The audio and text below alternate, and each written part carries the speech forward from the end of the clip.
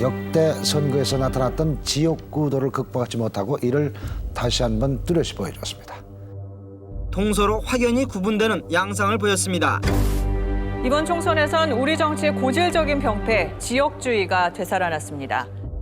지도를 놓고 보면 총선의 표심은 동서가 정확히 갈립니다.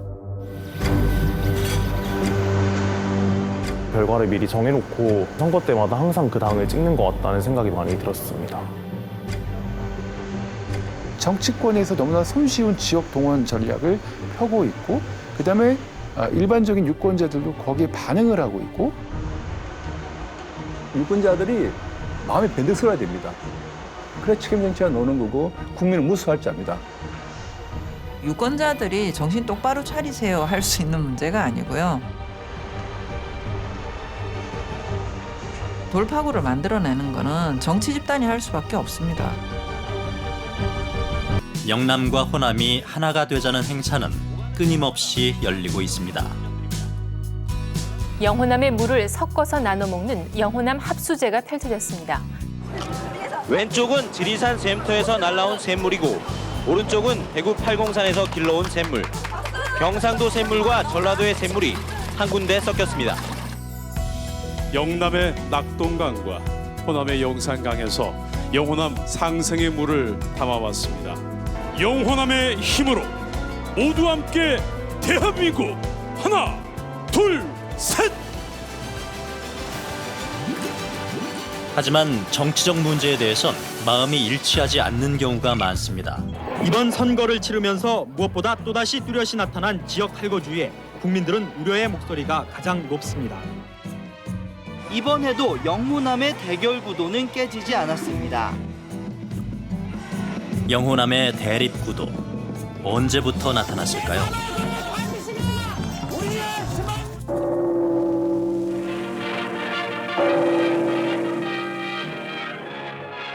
(1963년) 5대 대선. 박정희 후보는 윤보선 후보 측으로부터 여순 사건과 관련됐다며 사상 공격을 받자 신문 광고까지 내며 억울함을 호소합니다. 그리고 영남과 호남 모두의 지지를 얻어 처음으로 대통령에 당선됩니다. 4년 뒤 재대결에선 동서구도가 나타나지만 박 후보는 호남에서 윤 후보와 비슷한 지지를 얻으며 재선에 성공합니다. 선명한 동서구도는 1971년부터 나타납니다. 나를 대통령으로 한 번 더 뽑아주십시오 하는 이런 정치 연설은 오늘 이 기회가 마지막 연설이 될 것이라는 것을 확실히 말씀드립니다. 앞으로는 선거도 없는 전권의 총통시대가 온다는 대한 확고한 증거를 나는 가지고 있습니다. 김대중 후보는 서울, 경기와 호남에서 우세를 보였지만 영남을 중심으로 승리한 박정희 후보가 당선됐습니다. 영호남에서 두 후보는 각각 확연한 우세를 보입니다.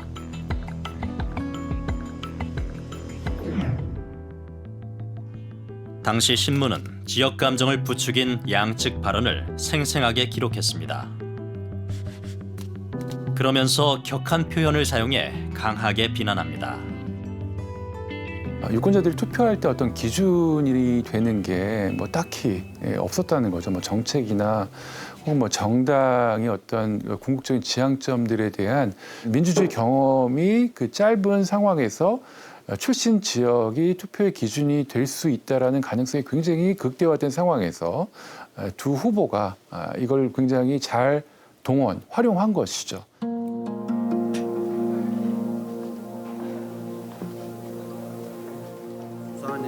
이후 유신헌법이 선포되고 전두환이 집권하며 유명무실해졌던 직선제는 1987년 6월 항쟁 이후 부활합니다.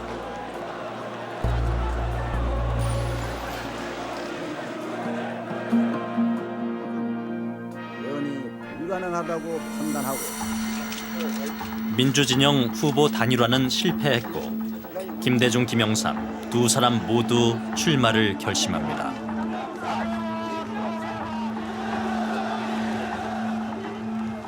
김영삼 후보가 호남을 방문하고 반대로 김대중 후보가 영남을 방문할 때 일부 시민들은 격하게 반발했습니다.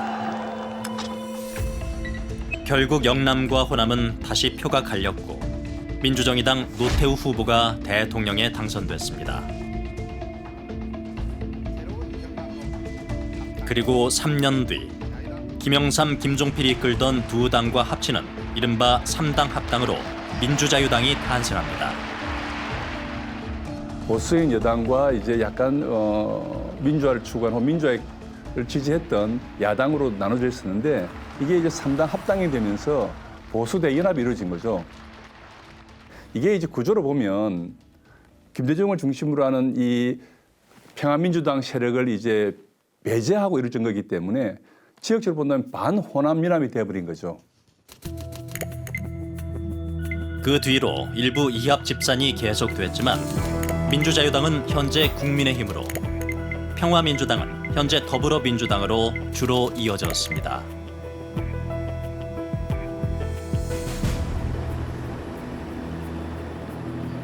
국민의힘과 더불어민주당 두 계열의 정당은 총선과 대선에서 1, 2당을 차지하기를 반복했습니다.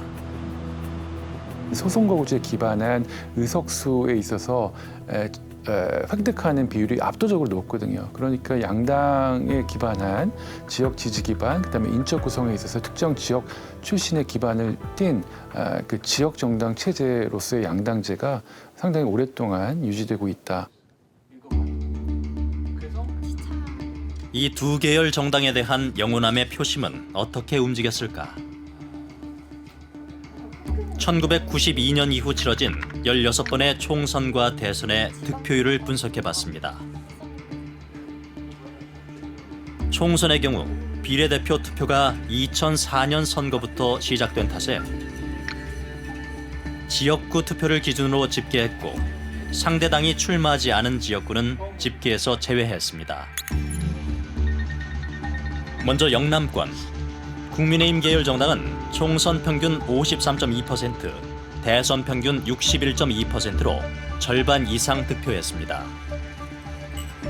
박근혜 전 대통령 탄핵 이후 40% 아래로 떨어진 적이 있지만 한 번도 일당을 놓친 적은 없습니다. 민주당 계열 정당의 득표율은 평균 20%대, 10%대였던 득표율은 2002년 대선 때 뛰어오릅니다. 부산에서 3번이나 낙마하며 바보 노무현이란 별명까지 얻었던 노 전 대통령에게 마음을 연 것입니다. 중앙 정치가 충청도냐 강원도냐 전라도냐 경상도냐 하고 붙어가고 싸우고 있으니까 이것 끝내자. 이것 끝내는 것을 우리 부산에서 먼저 한번 시작하자. 부산에서 지역감정을 깨뜨려서 전국적으로 지역구도를 깨뜨리고. 이후 잠시 주춤하다가 2012년부터 30%대로 올라 최근까지 유지되고 있습니다. 다만 16번의 선거에서 대구 경북은 부산, 울산, 경남에 비해 민주당 계열 정당에 대한 지지율이 상대적으로 낮았습니다. 노무현, 문재인 이런 후보들을 지지했던 경험들이 대단히 중요하다 봅니다. 그분들 계속 민정 찍을 가능성이 높아요. 적어도 경상도 출신이 나온다면. 이 경남이라는 것이 산업화의 출발점입니다. 우리나라에 많은 공단이 있는 거죠. 노동자 세력이 강화된 즉 보다 다른 지역에 비해서 진보적 서양의 유권자가 많다는 거죠. 정치인하고 유권자 관계도 그래요. 처음에 이 썸 타는 관계라고 할 때는 계속 지속해 나가는 상호관계 굉장히 중요합니다. 그런데 TK 지역 유권자들은 민주당 계열 정당하고 그런 관계를 가져본 적이 없는 거예요, 사실. 민주당 계열 정당이 시도를 했다가 이제 그 정당 입장에서 보면 도저히 안 되겠다고 해서 철수하고, 반면에 PK 지역 같은 경우에 있어서는 어쨌든 꾸준히 포기하지 않고 계속 하셨던 거예요. 호남에선 민주당 계열 정당이 총선 평균 61.9%, 대선 평균 84.8%를 득표했습니다. 그런데 16번 가운데 한 번 일당을 하지 못했습니다. 2016년 총선에서 득표율 38%에 그쳐 새로 등장한 국민의당에 패배한 겁니다.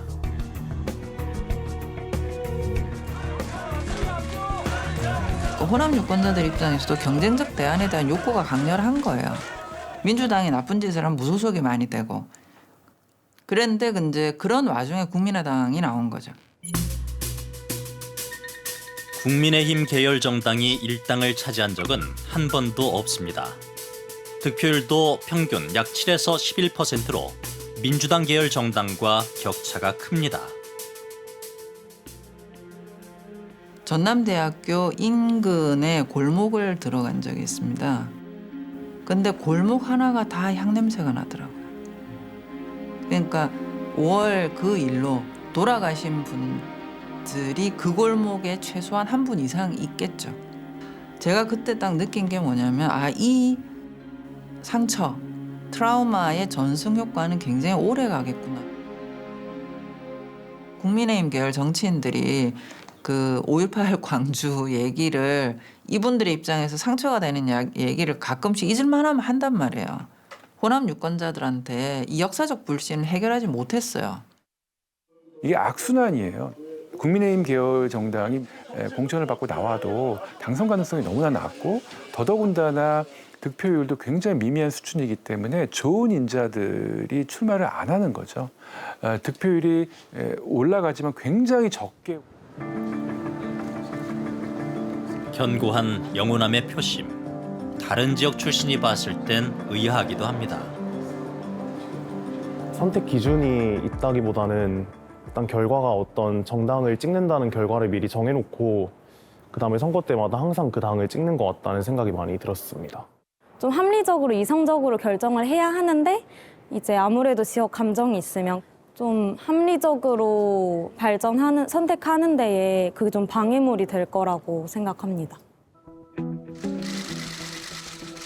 노무현 전 대통령 이후에도 이런 장벽을 깨기 위한 정치인들의 시도가 없었던 것은 아닙니다.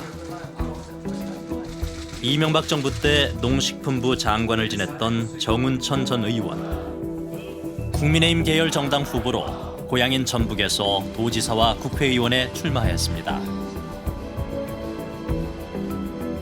이명박 대통령께서 저를 불러가지고 지역장벽 깨기 위해서 꼭 도지사로 출마를 했으면 좋겠다. 제 친구들은 저보고 미쳤다고 그랬지. 너 안 될 거를 거기 가서 왜 두드리냐. 명함 주면 막 모래내 시장에서 있는데 명함 주면 한나라당 이렇게 깜짝 놀랄 정도. 2016년 3수 끝에 마침내 국회의원에 당선됐습니다.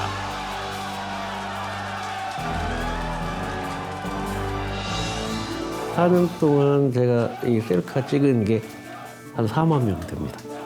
셀카 찍어서 문자로 보내주고 또 그 다음에 전화번호 따고 전화번호 소통이 되니까 크게 이제 10,000명, 20,000명, 30,000명 되니까 거기 32년 만에 보수의 깃발을 거기다 꽂았다는 것은 지금으로 봐도 기적 같은 일 아니겠습니까? 경기 군포에서 3선을 했지만 대구로 내려가 민주당 계열 정당 후보로 시장과 국회의원에 도전한 김부겸 전 총리도 연거푸 낙선했습니다. 국회의원을 3번이나 했으니까 저 스스로 바로 그런 기득권에 또 안주하는 모습들이 부끄럽기도 하고 그렇게 해서 도전을 시작했습니다. 다들 좀 의아해하죠. 이 친구 여기 왜 왔어? 그래서 멀쩡한 사람이 왜 민주당을 하냐 그런 식으로 제일 처음에 질문을 하시더라고요. 예. 정운천 전 의원과 마찬가지로 3수 끝에 같은 해인 2016년 당선의 기쁨을 누렸습니다. 저 미꾸라지들이 노는데 먹이를 하나 집어넣으면 이 미꾸라지들이 활동이 활발해집니다. 시민 여러분들께서 이제 그런 판단을 해 주십사 이렇게 요청을 드렸고 그분들에게 한 인간적인 어떤 호소라고 할까 이렇게 이제 접근을 했어요. 정치 이전에. 영호남에서 열세였던 두 당이 서로 당선자를 내자 지역 구도가 깨질 거란 기대도 커졌습니다.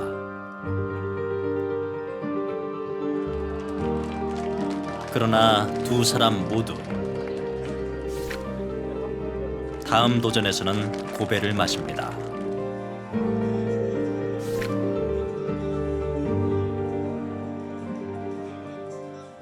물론 이제 예산 문제랄지 또는 전북에 필요한 법이랄지 이런 걸 그렇게 많은 노력을 하고 하여튼 일을 많이 했다는 걸 인정을 해요. 인정을 하는데 중앙 정치가 양극화가 강화하면 강화될수록 호남은 민주당이거든요. 중앙 무대의 정치 태풍이 싹 쓸어가 버린 그런 결과였습니다. 문재인 정부가 거기에 대한 우선 강한 거부감이 있었고 이번에는 자신들이 한 석도 뺏겨서는 안 된다라는 또 그 강한 그런 게 느껴지더라고요.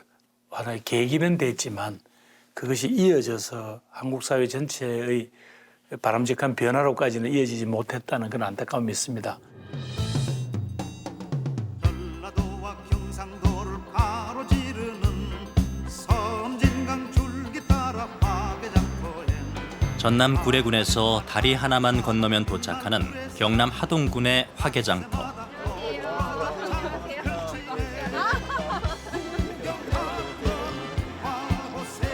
영호남 화합의 상징인 이곳에 경남 진주와 전남 순천에 사는 20대부터 40대 남녀 4명을 불러 모아 속 깊은 이야기를 들어봤습니다. 살아있구나. 거기서 뭐 급파먹고 이러고 있으니까 거기서 일정 선생님들을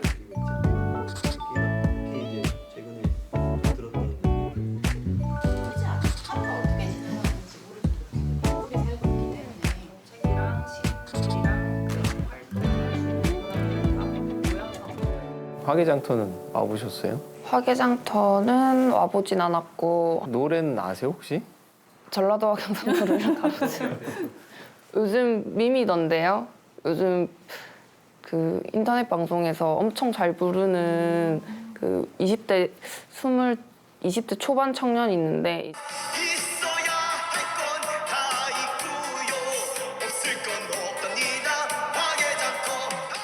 인기 급상승해서 알게 됐어요.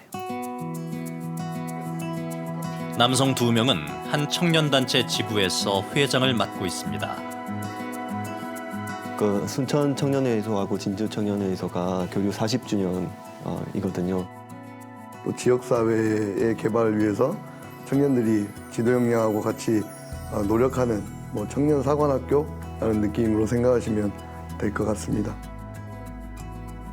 영호남 지역 갈등을 실제로 체감하는지 물었습니다. 경남권에 있으면은 전라도 친구를 볼 기회가 솔직히 많이 또 없고요. 인터넷에서는 이제 여전히 그런 얘기들이 이제 나오는 걸 이제 확인할 수가 있는데 생활 속에서는 지금 현재는 또 진주에 살고 있으니까 거의 못 느끼고 있거든요. 아까 인터넷이라고 말씀을 하셔서 직접적인 경험은 아니지만 보통 그런 사건들이 이런 호남 지역에 발생을 하면 많이들 말씀을 하시는 게 호남은 뭐 그럴 줄 알았다가 이런 식으로 많이 표현을 하니까 근데 그런 것들이 조금 경험 아닌 경험이 아닐까 싶습니다. 인터넷 댓글들을 보게 되면 전라도는 뭐 다른 세상 같다. 전라도 사람들이라 그런 것 같다라는 사실 인터넷 댓글들을 보면서 좀 저희 살고 있는 사람으로서 많이 놀랬던. 시사기획 창 여론조사 결과 출신 지역에 대해 안 좋게 얘기하면 공격받는 느낌이 든다는 대답은 호남 출신만 절반을 넘었습니다.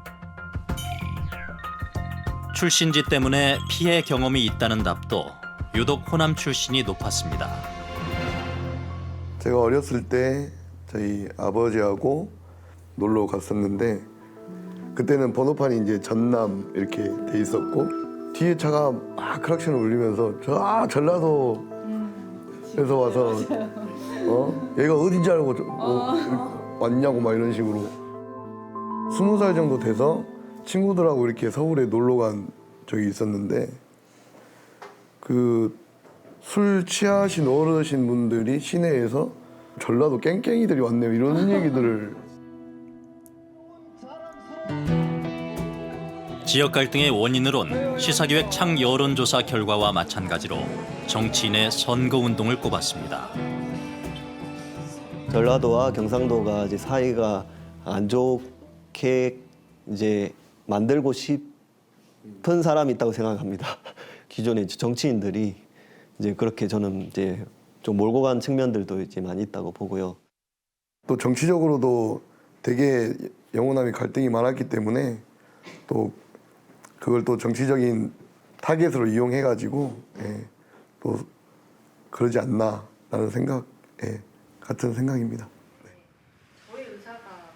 그러다 보니 아예 정치에 대한 관심이 떨어진다는 의견도 있습니다. 이 선거 때가 되면 집으로 우편물이 엄청 많이 오잖아요.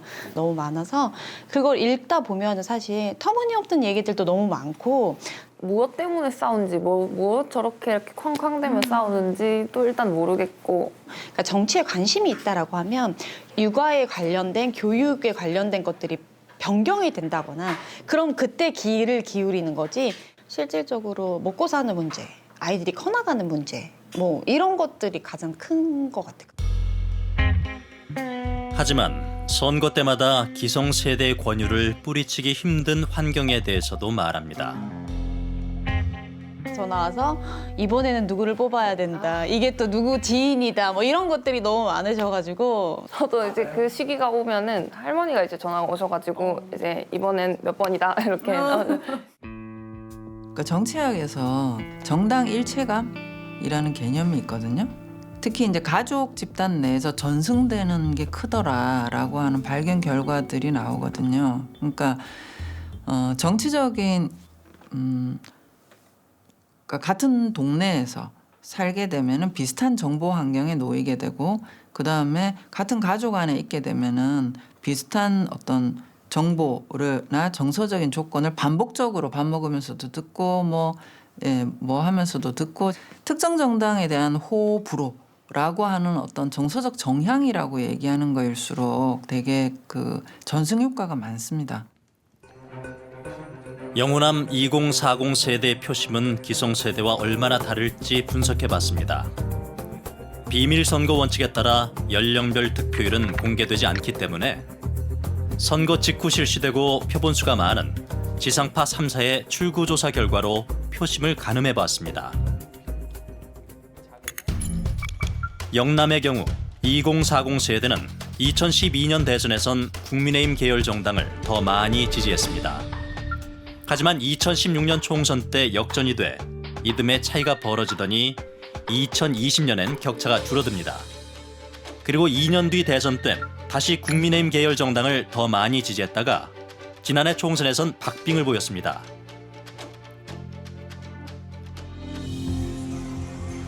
지역 정서의 영향을 받지만 민감하게 여기는 불공정이나 미흡한 소통 등의 이슈가 불거지면 표심이 반영된다는 분석입니다. 전승 효과도 수직적으로 존재하고요.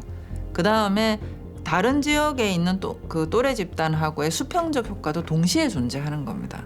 어떤 선거에서는 수직적인 효과가 조금 강하게 나타날 수 있고 그 선거 구도나 조건에 따라서 어떤 환경에서는 이 또래 집단 효과가 좀 더 강하게 나타나는 선거도 있고. 지금 청년들은 지역보다는 그 정당의 정책에 따라 가지고 이제 지지율이 이제 바뀌고 있지 않나. 뭐 여성분들 같은 경우는 그 여성 정책을 좀 더 강화하자고 하는 이제 민주당을 지지를 한다든지 반대로 20대 남성 같은 경우에는 뭐 국민의힘을 더 지지한다든지 그런 이제 성향 차이가 이제 있다고 들었거든요. 호남의 경우엔 2040 세대라고 해도 민주당 계열 정당에 대한 지지가 훨씬 많아 역전된 경우는 없었습니다. 본인들도 이제 그 온라인상에서 그 호남에 대한 편견, 이런 고정관념에 대한 불쾌한 경험들을 실제로 경험했다. 부모와 그 이전 세대 또는 주변의 사회화와 동조에다가 그런 편견과 차별의 경험들, 이런 것들이 분명히 존재하기 때문에 배타적인 선택을 하게 되는. 다만 2022년 대선부터는 국민의힘 계열 정당의 득표율이 크게 올랐습니다. 최근 대선 때는 생각이 다른 친구들이 있었죠. 그러니까 누굴 뽑을 거야라는 얘기를 은연중에 물어보면 나는 그 사람은 안 뽑을 거야. 그러니까 당이 아닌 사람을 보는 경우가 많아졌다고 보면 좋고. 시사기획 창 여론조사 결과 영호남 지역 갈등보다 수도권과 지방의 갈등이 심각하다는 응답이 더 많았습니다. 전반적으로는 물론 영호남 출신 사이에서도 더 많았습니다.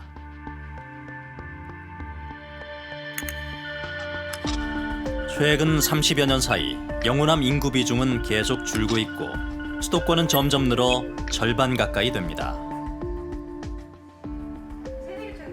영호남 2040 세대 역시 한 목소리로 지역 소멸에 대한 걱정을 털어놨습니다.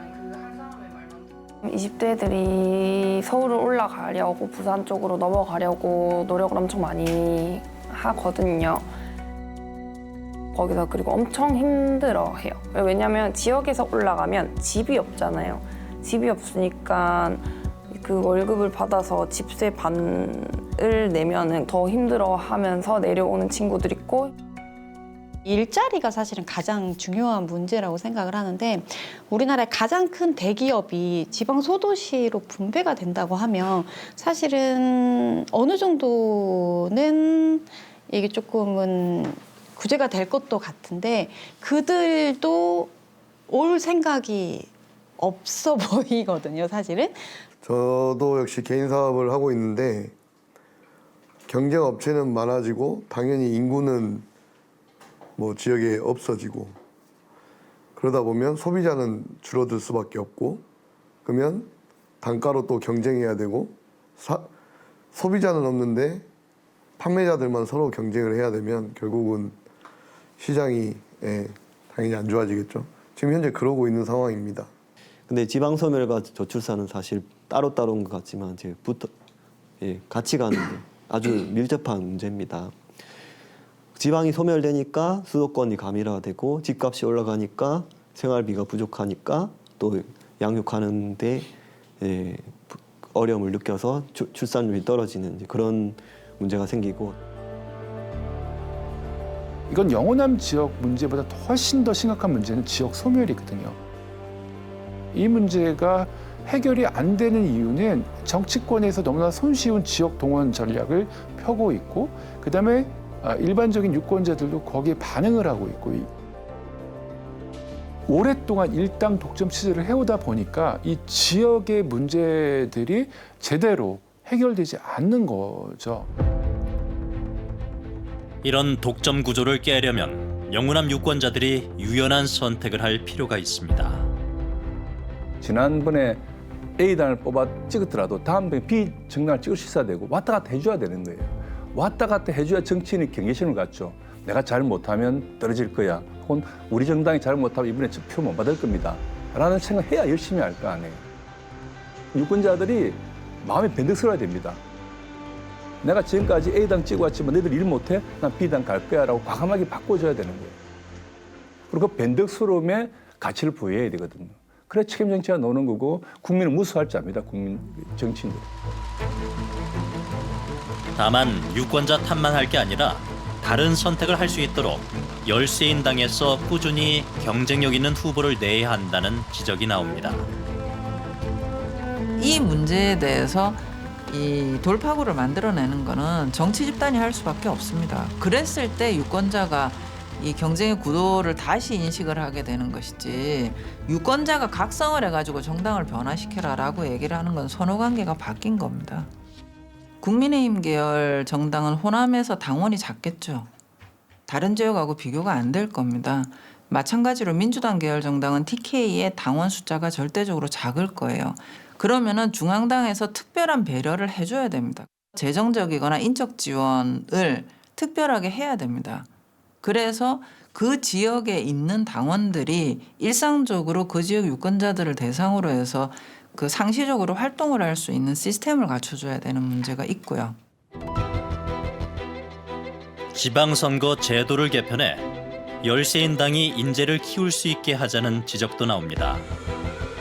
지금은 이제 광역 단체장, 지방의회 모든 걸 전국이 동시에 치르다 보니까 일단 대통령 지지율에 영향을 굉장히 크게 받고요. 그다음에 그 확률적으로 봤을 때는 단체장과 의회 다수당이 같은 당 소속일 확률이 높아집니다. 동시에 선거를 치르니까요.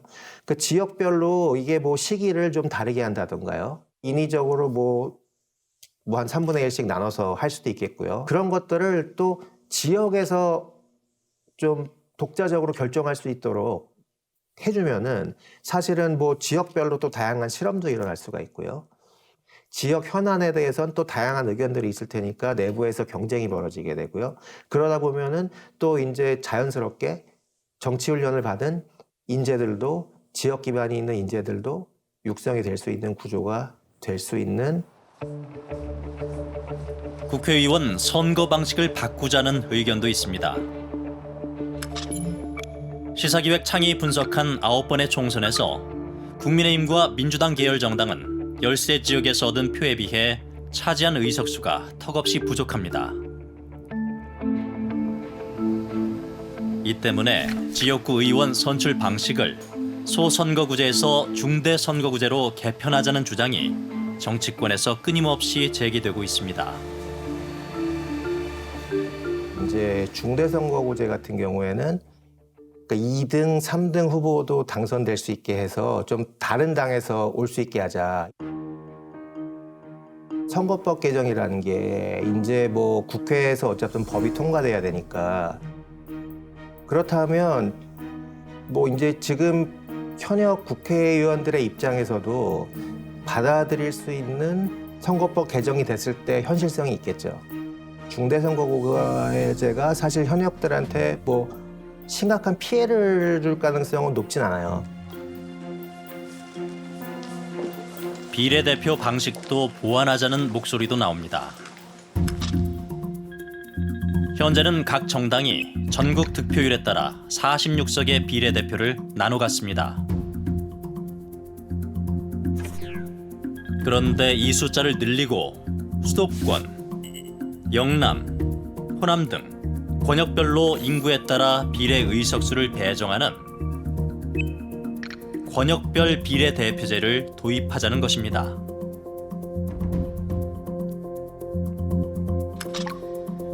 이럴 경우 국민의힘과 민주당 모두 열세인 지역에서도 득표율에 따라 일정 수의 국회의원을 배출할 수 있게 됩니다. 지난 총선에서 보시다시피 이제 1당과 2당의 득표율 차이가 아주 크진 않았어요. 하지만 이제 의석 비율은 굉장히 큰 차이가 나타났잖아요. 불비례성이 굉장히 높게 나타났는데 당선을 소선거구제에선 전혀 못 시키지만 비례대표제가 되면은 이제 당선되는 의원들이 나타나게 될 것입니다. 권역별 비례대표 의석이 충분히 확보된다면 사실 그 문제를 바꿀 수 있는 굉장히 해결할 수 있는 좋은 대안이 될 수 있죠. 이제 문제는 국회의원 정수를 늘리는 거는 국회의원들은 반대하지 않을지 모르겠으나 이제 우리 시민들이 반대한다는 것이 가장 큰 문제입니다. 1위 후보가 일정 득표율을 넘지 못하면 1, 2위만 다시 투표를 하는 결선 투표제를 도입하자는 주장도 있습니다. 우리나라의 어떤 권력 자원이 어떻게 배분되는지 본다면 지역주의, 지역 균열에 기반한 투표 형태는 그렇게 이상하지는 않습니다. 왜냐하면 우리나라는 대통령 중심제잖아요. 누가 대통령이 되냐에 따라서 모든 권력 자원이 배분이 되고 인사라든지 결선 투표라면 제3 후보가 끝까지 갈 수가 있습니다.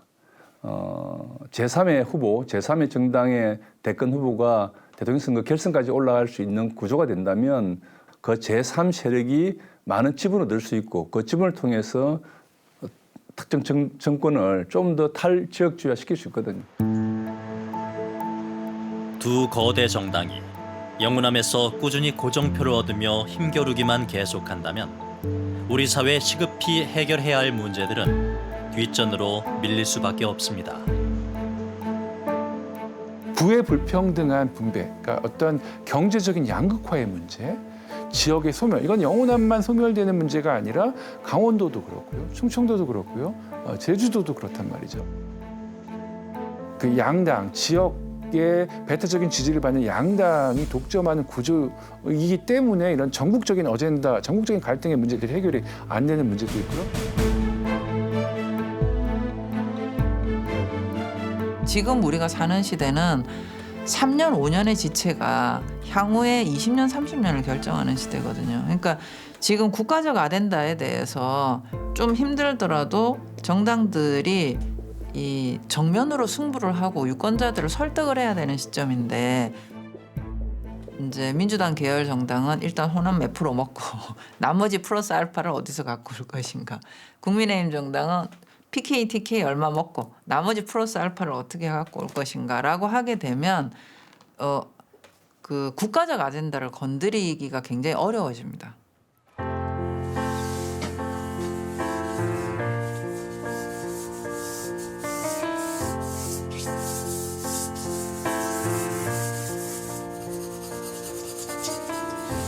Imagine there's no heaven. It's easy if you try. No hell below us.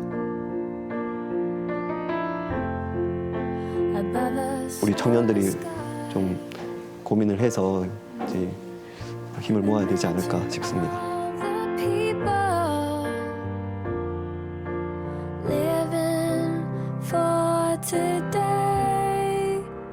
현실적인 제도가 뭔가가 투입이 됐으면 하는 그런 마음이 It isn't hard to do. Nothing to kill.